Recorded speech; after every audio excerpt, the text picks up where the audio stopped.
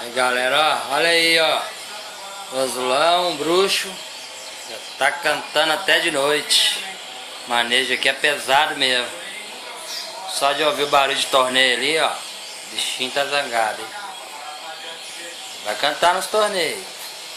Logo, logo, vou comprar uma gaiola pra ele. Fica olhando aí pra vocês verem cantar. Tá ouvindo o torneio aqui, ó. Tá ouvindo barulho de torneio. Tá respondendo ali, ó. Quer ver? Esperar um pouquinho pra vocês verem.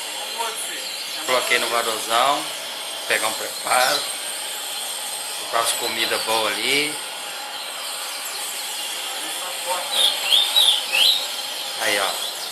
Já cantou. Só de um barulho de torneio o bichinho fica animado. Logo, logo vou arrumar uma namorada pra ele.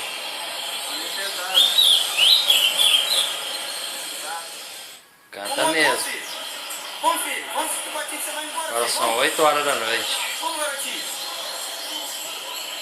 Canta, nego.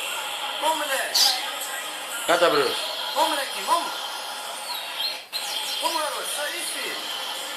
Vamos, moleque, vamos, filho. Vamos, garotinho. É isso aí.